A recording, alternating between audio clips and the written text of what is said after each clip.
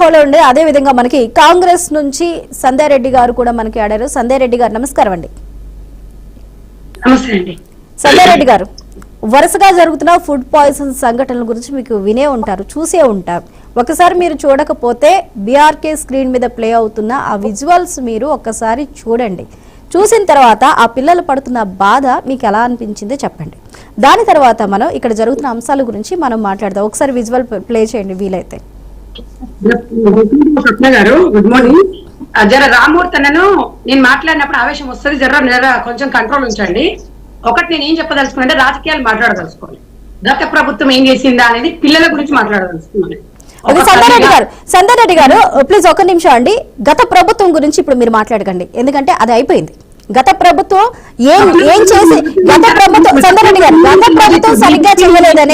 గత ప్రభుత్వం సరిగ్గా చేయలేదనే మీకు అధికారాన్ని ఇచ్చారు. గత ప్రభుత్వం ఏం చేయలేదనే అధికారాన్ని మీకు ఇచ్చారు. వినండి, మీరు ఈ ఇన్సిడెంట్ గురించి మాట్లాడదాం, తర్వాత వైఫల్యాల గురించి మాట్లాడదాం. సంధ్యా రెడ్డి గారు ఫస్ట్ ఈ ఇన్సిడెంట్ గురించి మాట్లాడదాం.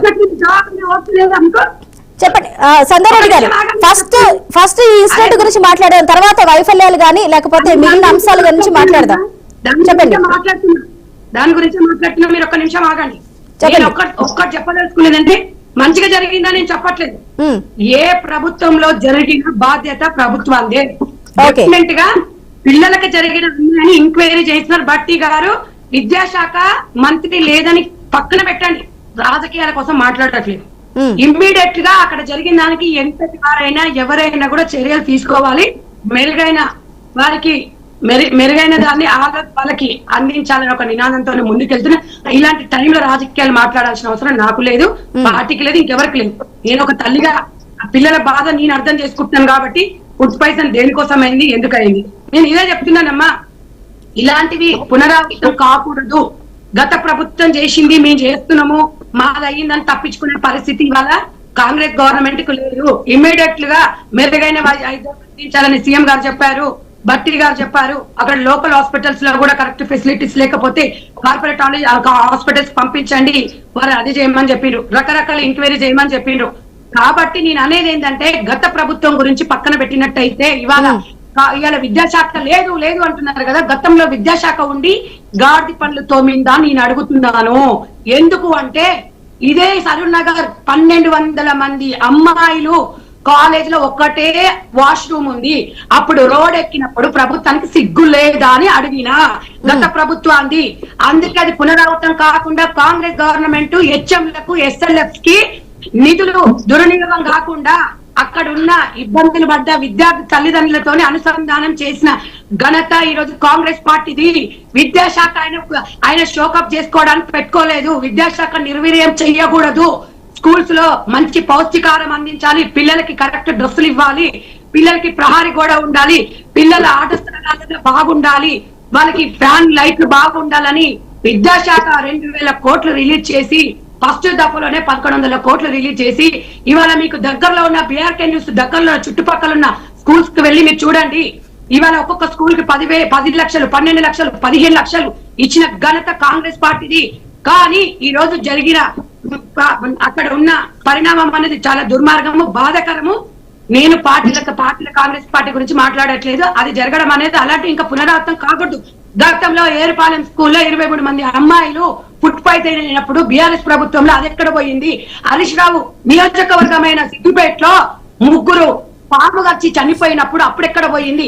అది జరిగింది కదా, మేము జరిగిందని నేను చెప్పను. కానీ అదే సంధ్యా రెడ్డి గారు గతంలో అలా జరిగింది కదా, ఇప్పుడు కూడా ఇలా జరిగితే కంపారిజన్ అది ఇక్కడ పోతుంది. ఇక్కడ పార్టీలు కాదండి సంధ్యా రెడ్డి గారు, ఇక్కడ పార్టీ మ్యాండేటరీ కాదు, ప్రెసెంట్ పార్టీ మ్యాండేటరీ కాదు. ఉన్న సిచ్యువేషన్ వాళ్ళతో కంపేర్ చేయకండి. అసలు అది అయిపోయింది, అది కంపేర్ చేయకండి. పార్టీలు రాజకీయాలు కాదు, మానవతా దృక్పథంతో మనం మాట్లాడుతున్నాం ఇప్పుడు. చెప్పండి. మీరే మాట్లాడితే ఎట్లా? నేను చెప్పేది వినరా? అందుకని ఇలాంటివి జరగకూడదు. గుడుగులు తిన్న అన్నం కానివ్వండి, వాష్రూమ్స్ కానివ్వండి, పిల్లలకి బయట ఆహారం తినొద్దనే ఇవాళ తెలంగాణ రాష్ట్రంలో ఇవాళ గవర్నమెంట్ సీఎం గారు ఒక నిర్ణయం తీసుకొని గురుకుల కాదు, tribal welfare, social welfare, minority అన్ని బడు బలహీన వర్గాల పిల్లలు మొత్తం ఒకే దగ్గర చదువుకోవాలి. కార్పొరేట్ కు ధీటుగా ఒకే దగ్గర ఒకే నియోజకవర్గంలో 5,000 మంది పిల్లలు చదువుకునే విధంగా ఈ రోజు గవర్నమెంట్ నోటిఫికేషన్ వేసి బిల్డింగ్లు కూడా ఓపెన్ చేయడం జరిగింది. కాబట్టి దయచేసి ఇలాంటి పునరావృతం కాకుండా ఫస్ట్ టైం కాంగ్రెస్ గవర్నమెంట్ వచ్చిన విద్యా కమిషన్ వేసింది. విద్యా కమిషన్ మెంబర్లు కూడా ప్రతి స్కూల్ ని వెళ్లి ఎంక్వైరీ చేస్తున్నారు. ఆకునూరి మురళి గారి గురించి మన అందరికి తెలిసిన విషయమే. ఆయన కూడా వెళ్లి తనిఖీలు చేస్తున్నారు. మేము బీసీ చైర్మన్ గా ఉన్న అక్కడ ఉన్న కమిషన్ మెంబర్లకు చెప్పినాం, బీసీ హాస్టల్స్ కు వెళ్లి ఎంక్వైరీ చేయండి. గతంలో చేసింది మనం చేయకూడదు. పిల్లలకి మంచి పౌష్టికాహారం అందించాలి, మంచి చదువును అందించాలి. నేను ఎందుకంటే పార్టీలకు కాకుండా ఒక ఎన్జిఓ నేను చైర్మన్ గా ఉన్నాను. 14 సంవత్సరాల గురుకులాల నుంచి నాకు అనుబంధం ఉంది. అక్కడ యూనిఫామ్స్ మేమే కుడతాం కాబట్టి మా సంస్థ కుడుతుంది కాబట్టి నేను వికారాబాద్ ఏరియాలలో ఇదే ఎస్సీ ఎస్టీ ట్రైబల్ వెల్ఫేర్ ఆ హాస్టళ్లలో వెళ్లి చూస్తే ఒక్కదానికి ఒక్క డోర్ లేదు. పిల్లలు పడుకునే దానికి వాష్రూమ్స్ లో ఫెసిలిటీస్ లేవు, నీళ్లు లేవు. గతంలో జరిగితే పాములు వస్తాయంట పిల్లలు ఎన్నో సార్లు మొరబెట్టుకున్నారు. గత ప్రభుత్వం 10 సార్లు ఇదే లైవ్ డిస్కషన్ లో చెప్పినా అలాంటి పునరావృతం కాకుండా అందుకనే ఇవాళ ఎన్ని నిధులు ఇవాళ గురుకులాలు ఓపెనింగ్ చేసిండ్రు. స్కిల్ డెవలప్మెంట్ అనేది విద్యార్థులకు చేస్తున్నాం. దయచేసి మీరు అర్థం చేసుకోండి. గవర్నమెంట్ సీరియస్ గా ఉంది. ఓకే సంధ్యారెడ్డి గారు ఒక్క నిమిషం హోల్డ్ లో ఉండండి. ఒక చిన్న బ్రేక్ తీసుకొని మళ్ళీ మాట్లాడదాం మనం.